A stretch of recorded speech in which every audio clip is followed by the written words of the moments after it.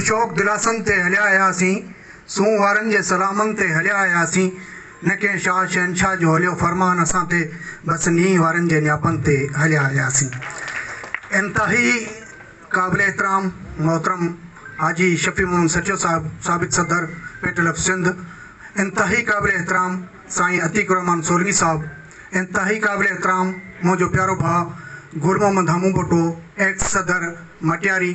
ऐं एतिरो ई मुंहिंजो क़ाबिल एहतराम साईं नूर मोहम्मद सूमरो साहब, एहसान अली जरवार साहब,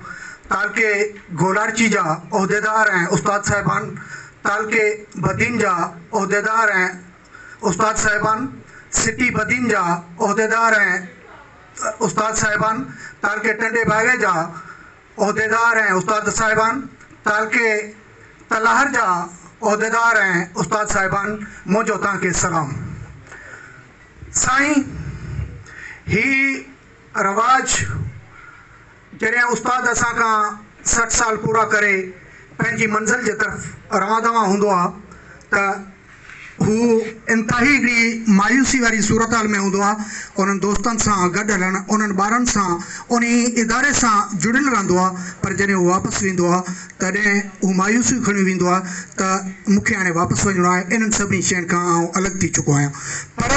आउं सलाम पेश कयां थो बदीन जे उस्तादनि खे, बदीन जे उहिदेदारनि खे, जिन्हनि हिकिड़ी बहितरीन रवायत क़ाइमु कई त न असांजो वींदड़ उस्ताद 60 साल पूरा करे तइलीम खे 60 साल लही पंहिंजो ख़िदमतूं ॾेई उहो अकेलो न आहे। असां उनखे पंहिंजे ख़ुशियुनि सां मुहबतनि सां रुख़सत कंदासीं, असां उनखे सलामी पेश कंदासीं। अहिड़ी तरह अॼु असांजे ॿिनि मोज़िज़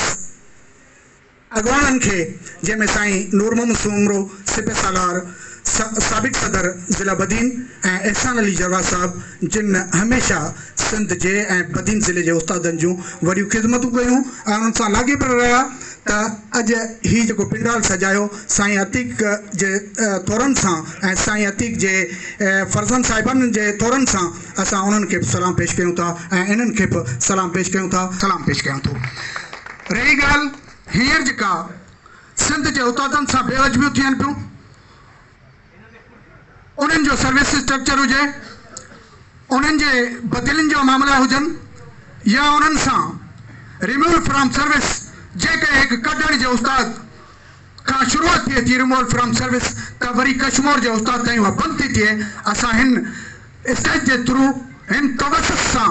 उन्हनि हुकुमराननि खे चेताव था ॾियूं त इहो किते जो कानून आहे, जेकॾहिं हिकु माण्हू 25-30 साल पंहिंजी सर्विस करे सघे थो, तव्हां AC में वेही रिमूवल फ्रॉम सर्विस जा ऑर्डर जारी था कयो, असां उन्हनि तव्हांजे ऑर्डरनि खे रद्द था कयूं ऐं रिजेक्ट था कयूं। तव्हां सां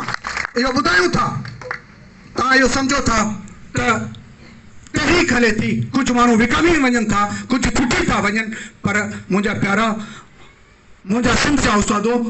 हक़ तॾहिं वटि पाइनि जॾहिं सीनो ताणे पींदो आहे। असां हमेशह इहा हिकिड़ी रवायत क़ाइमु कई आहे त जेकॾहिं असां सिंध जे प्राइमरी उस्ताद वटि विया आहियूं त टोपी कच्छ में करे विया आहियूं, हुननि जे अॻियां सिर झुकायो अथऊं, ऐं ब्यूरोक्रेट जे साम्हूं विया आहियूं त टोपी नेर ते पाए आहियूं, हुननि सां अखियूं अखियुनि में मिलाए हुननि सां असां ॻाल्हायो आहे। इंशाअल्लाह ताला त असांजो वचन आहे, वाइदो आहे। बदीन ज़िले जे उस्तादनि जी STR आहे, मुंहिंजे ख़्याल में मिनिस्टर साहिब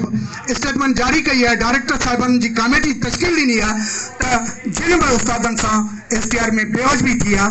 त आउं बदीन ज़िले जे उस्तादनि खे गुज़ारिश कंदुसि, अर्ज़ु कंदुसि, उहे नुमाइंदा एक्टिव रहनि ऐं इन शइ ते नज़र रखनि, जिन बि उस्तादनि सां, असांजी भेणुनि सां, असांजे टीचरनि सां बेवजबी थी आहे, त उन्हनि जी स्टेटमेंट तयारु कनि, उनजी लिस्ट तयारु कनि, त उन्हनि जे हक़नि जे लाइ इते बि विढ़ंदासीं ऐं सेक्रेट ताईं विढ़ंदासीं।